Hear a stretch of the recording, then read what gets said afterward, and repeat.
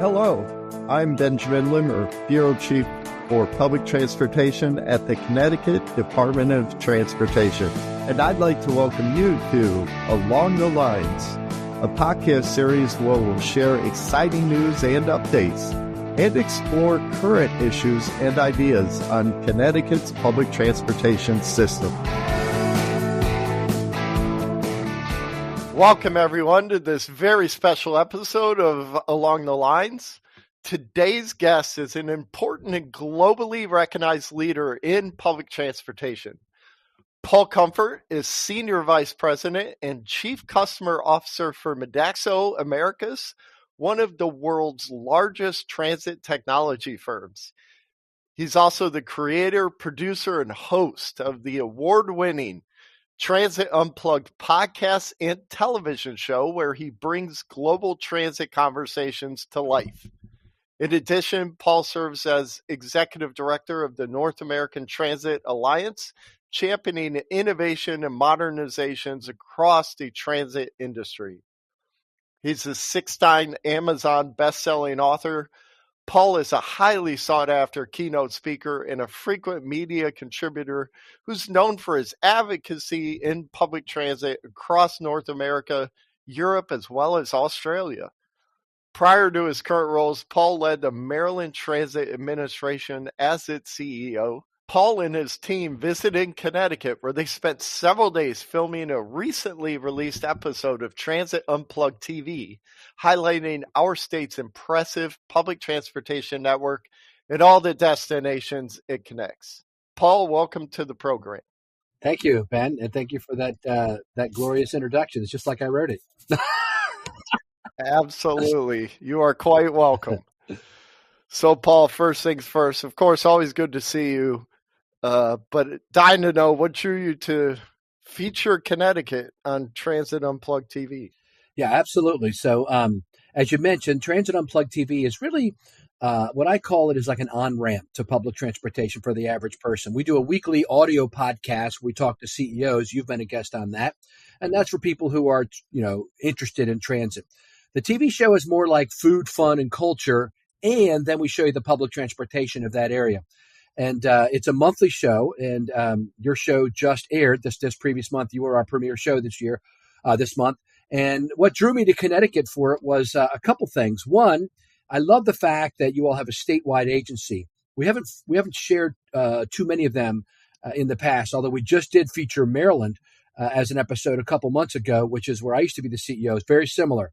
I don't know if people are aware, but Connecticut is unusual.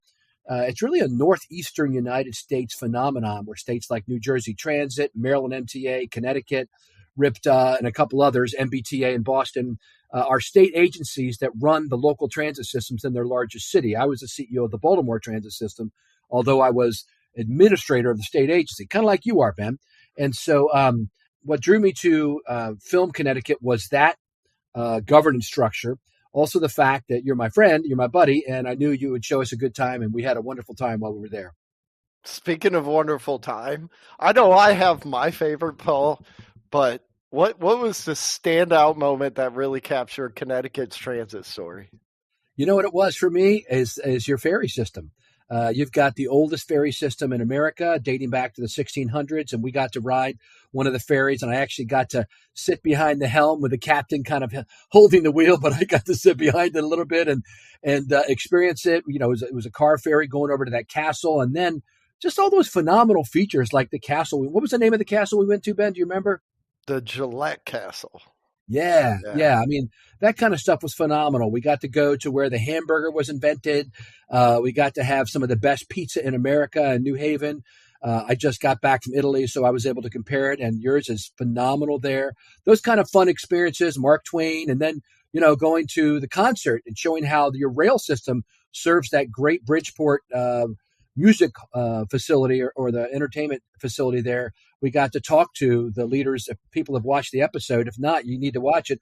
I get to talk to Tommy Shaw, who's the lead singer of Styx, and Kevin Cronin, the lead singer of REO Speedwagon, and talk to them about the role public transportation has played in their lives and in getting people to their concerts. So it's a great all connecting it together. That's what the show is about for the average person who maybe isn't really big into public transit, to see like an Anthony Bourdain style show. But then, unlike that, we show you how to ride public transit like a local.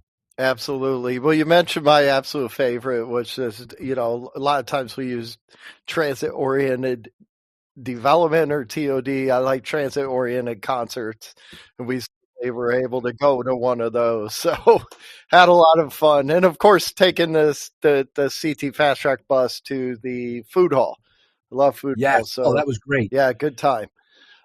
So Paul, I follow you. We talk. We're buddies. You travel everywhere. Sometimes I think there's more than one of you. You go across the U.S. You travel around the world. Experiences so many different transit systems. So, how does Connecticut's network stack up?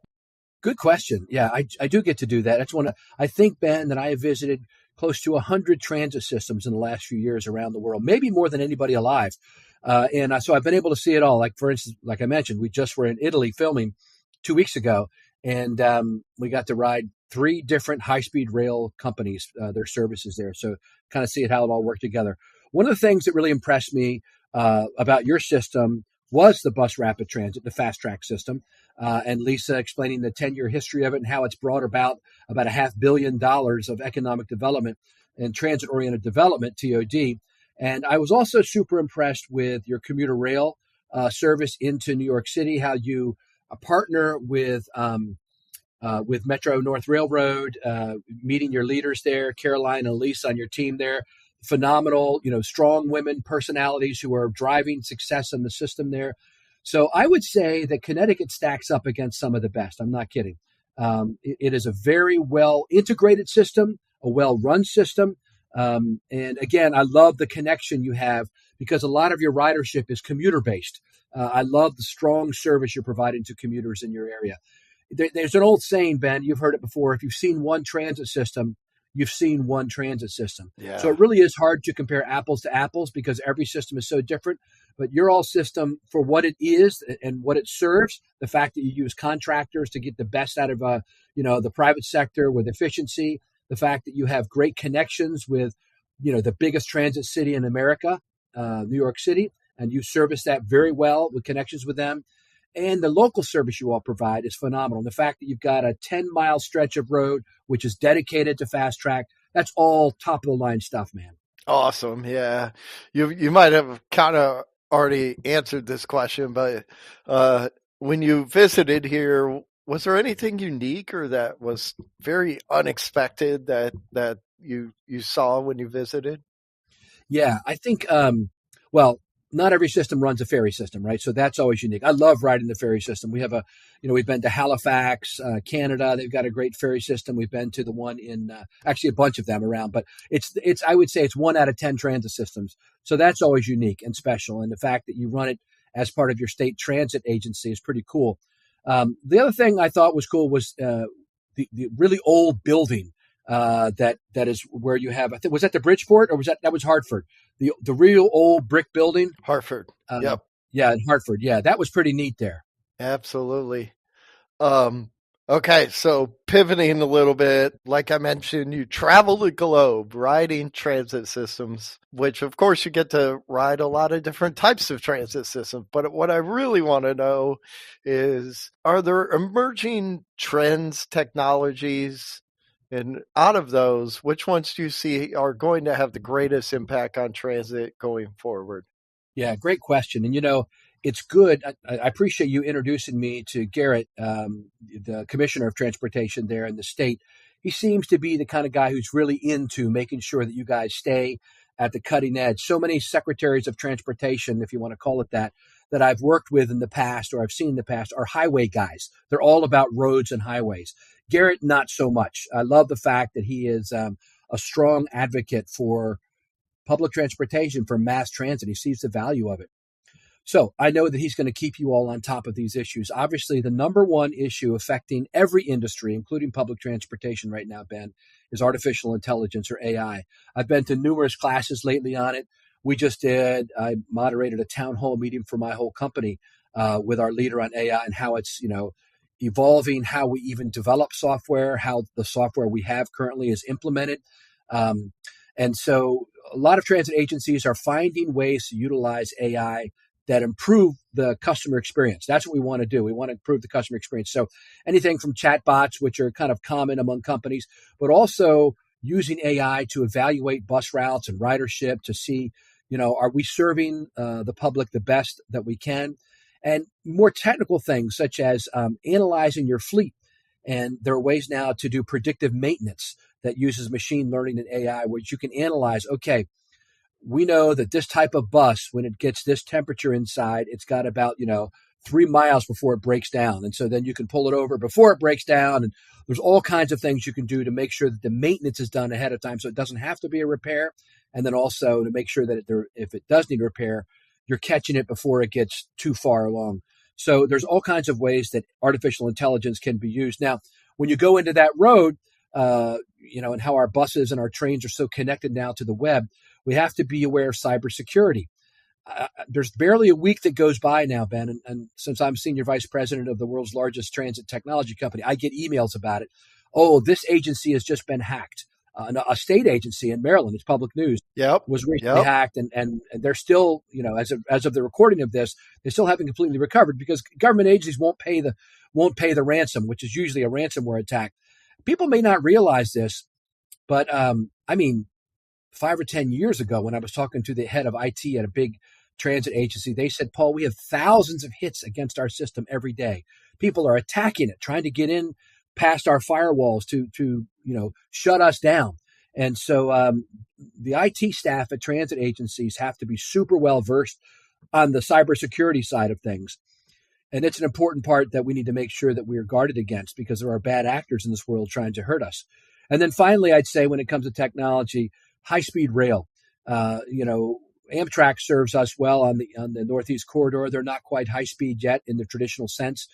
But I think high-speed rail needs to come to America. It looks like the first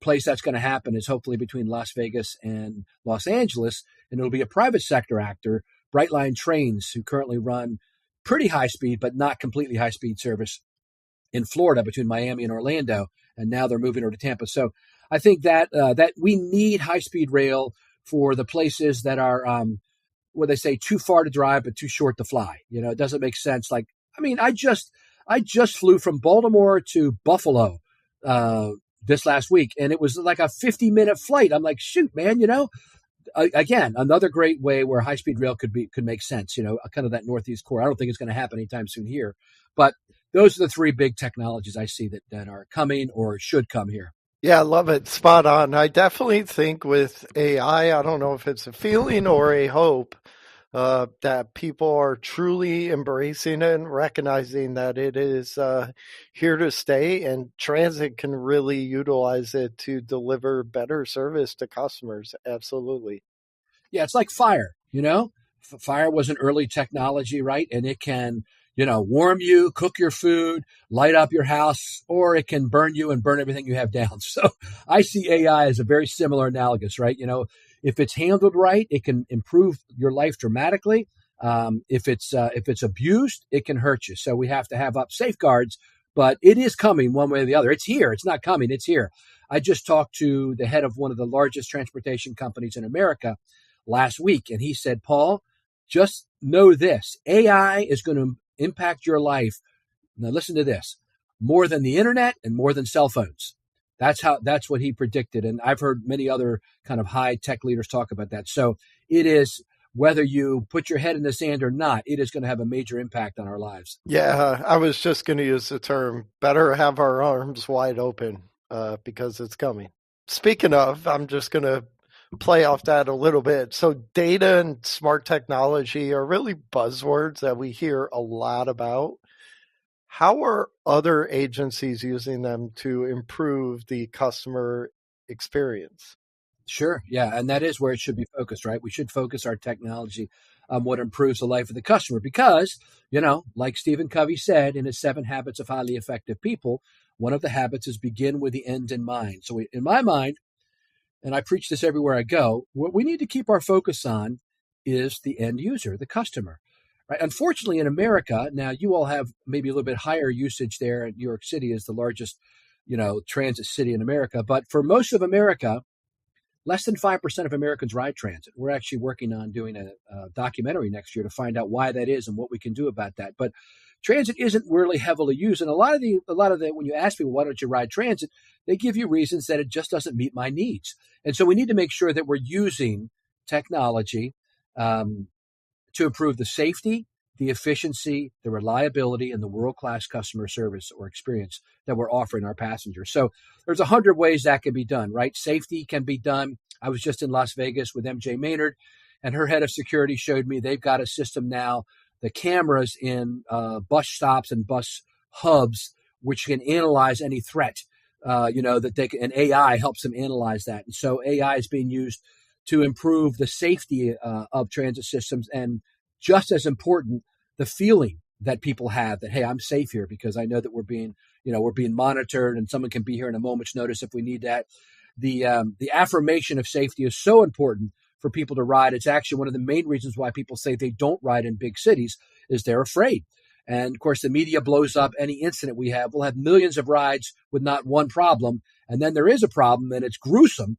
Or terrible, somebody gets pushed in front of a train or whatever, and that gets all the headline. People are like, crap, man, I ain't riding that. I don't want to get pushed. So we need to use our technology to improve safety. And that also means tracking safety in your system better. It means improving the efficiency, right, and the reliability. Reliability would be on-time performance, right?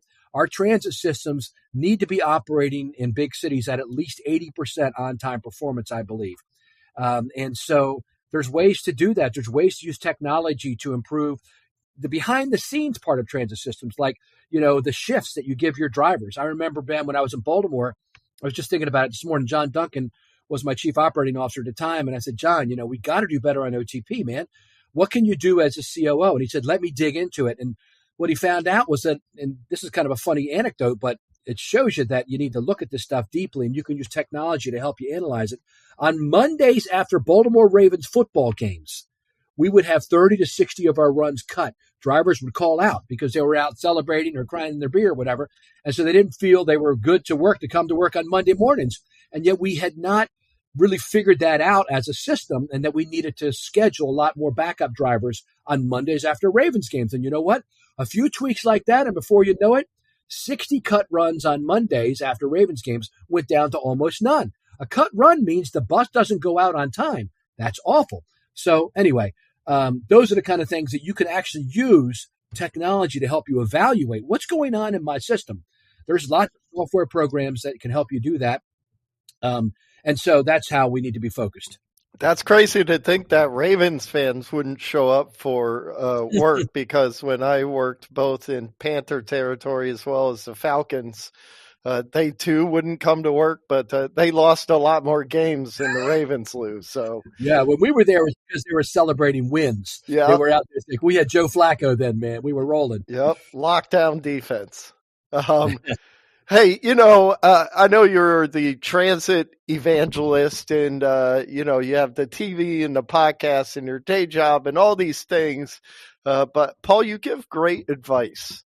I know you've given me great advice in the 10 plus years that we've known each other. But just, to the listeners here, what advice would you give to Connecticut's planners, civic leaders as they think about and really consider what's next for transit? Yeah, I've actually got some advice. This isn't all native to me. I have a good friend, you and I both have a good friend named Mark Ash, who runs a company called TransPro. And he's been preaching something lately. He and I did a panel together at a conference recently, and I was just blown away at the beginning of June, the Community Transportation Association of America, with his thesis. And I've adopted it partially, which is 85% of Americans do not ride transit, but they support transit in polls. And they say there's 3 reasons why they support it. They're willing to subsidize it with their tax dollars. And that is, number one, it provides access to jobs. They love the economic development portion of how transit gives people access to jobs. Number 2, it provides service to the elderly and people with disabilities. They see that as an unmet need in the community. They understand that people could end up kind of locked in nursing homes and other places and not have mobility without transit. paratransit coming to their house, picking them up, taking them where they need to go. And so they see that as critical, or their mom or dad, so they don't have to go home from work in the city to help their mom go to the doctor today. They can just call the van. So they see that, hey, I'm willing to endorse that and support it with my tax dollars if you do a good job doing that. And thirdly, they see value in transit if it provides public transportation to people with low income, people that can't afford that second car, maybe not even the first car. Those are the things that they value. So when we talk about and preach the value of public transit, we need not, in my opinion, just to be talking to the riders, the 5% of Americans who ride, but to the 85% who don't ride but still support it. We need to share how our systems are helping them. The other thing I think we need to do is what a lot of systems are doing, Ben, which is keep your routes relevant. America looks very different now than it did 5 years ago when it comes to ridership patterns. Many cities are still in that 3-day work week where people don't have to come into their job 5 days a week. And so, but we're still putting out bus service, way too much bus service sometimes on Mondays and Fridays. We're meeting the same as the peak needs Tuesday through Thursday. What we might need to do is dial it back a little bit on Mondays and Fridays and add more service on Tuesdays, Wednesdays, and Thursdays if the ridership patterns call for it in your area. And lastly, I would say we need to make sure that our focus is always on the passenger, the end user of our service, not on, all the equipment. All that stuff needs to be focused on too, but our primary focus needs to be on what serves the passenger. Absolutely. And thank you for mentioning our mutual good friend, Mark Ash. For listeners out there, he is an author of a couple of books. One is Driving Excellence, and the second one is Saving America, which are both about government, public transportation. So please give those a read, as well as Paul's books, which he can talk about in just a moment. So, how do you see, or what can customers and advocates do to support really the evolution of transit over time? Yeah, I would say speak up. If you're a rider of public transportation, I just was doing a panel at the TCRP Day in Washington, D.C., the Transportation Cooperative Research Program, and they're doing a bus network reboot, if you want to call it that, where they're trying to take in information from the public.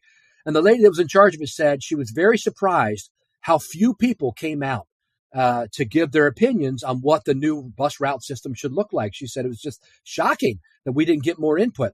So if you have an opportunity to say what you want to see, I would say do that. And then secondly, you can do things like watch the Transit Unplugged TV episode featuring Connecticut Transit, which aired in November on YouTube, on Transit Unplugged TV channel, and share that on your social media feed. Become what I call a transit evangelist. Start letting people know the good side. Because, Ben, you and I both know, having been CEOs of transit systems, usually the only time CEOs get to talk in the media is when something bad happens.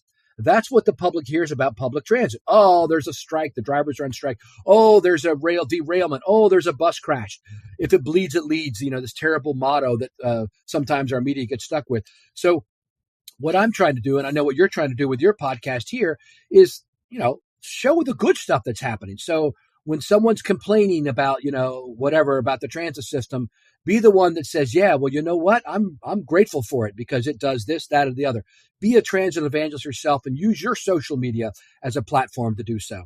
Absolutely. Well, Paul, I know I've kept you quite a while. I did want our listeners to know, just quick recap, how can they access Transit Unplugged podcasts? How can they access Transit Unplugged TV? I know you mentioned the YouTube channel, but also give listeners an idea of where to go look for some of your books. Oh, sure. Yeah. So I spent 30 years in public transit, and I gathered a lot of information, a lot of friendships. And so for the last 7 or 8 years, since I left the MTA in Baltimore, I've been trying to share information and best practices from people around the world. So for instance, my latest book is called The New Future of Public Transportation. It includes 30 chapters from 30 different top public transit and technology leaders around the world, each talking about some area of public transit. Some of them we've talked about today, right? AI, high-speed rail, those kind of things, bus networks. Each of them wrote a chapter on that topic. So all my books are available on Amazon. You can just look up Paul Comfort, but that's the latest one that actually went to #1 last year on Amazon. I am working on a new book, which is a personal development book called Find Your X Factor. And it is basically more like a TED Talk style book, where it's how to find the intersection between your interest and abilities. And that is your X factor. And it is the sweet spot for your life. If you can, like I've heard people talk to kids at college graduations, follow your dreams, Yeah, that's only one part. You have to also actually be good at it. If you just follow your dreams and you're no good at it, you may end up not too successful. So that's what this book is about. It'll be out in the spring, published by Morgan James, a big publisher. I'm excited about that. I had a book agent for this one, etc. The TV show, Transit Unplugged TV, is once a month, less than a half an hour long, and start with Connecticut. Go up and watch the current episode. Go to YouTube or go to our website, transitunplugged.com, where you can see it, and check it out and let us know what you think. Give us a like and subscribe if you like and want to see more of it. The show after that is Italy. We just got back from Italy. We did Florence and Milan, Rome. It's great to look at the food, fun, and culture there. The podcast is weekly. If you want to know the latest trends from leaders around the world, it's, again, 25-minute show, under a half an hour, and you can get that wherever podcasts are heard. Transit Unplugged. It's the #1 mass transit podcast in America. Absolutely. Paul, I've kept you a while. Appreciate all the insight. That's a wrap on this episode of Along the Lines. And of course, Paul, I'd like to thank you, Paul Comfort, for not only appearing on this podcast, but of course for showcasing Connecticut on your TV show. So, Paul, thanks a lot. Thank you, my friend. So today we explore global transit trends through a Connecticut lens, from Paul Comfort's visit here to his vision for smarter, more innovative mobility.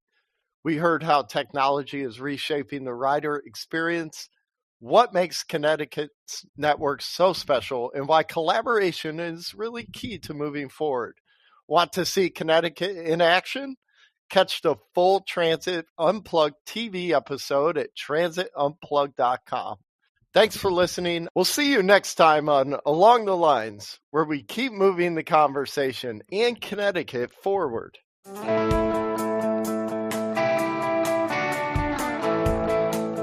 Thanks for listening to this episode of Along the Lines. This is your host, Benjamin Limmer. If you've enjoyed this podcast, please remember to subscribe and share.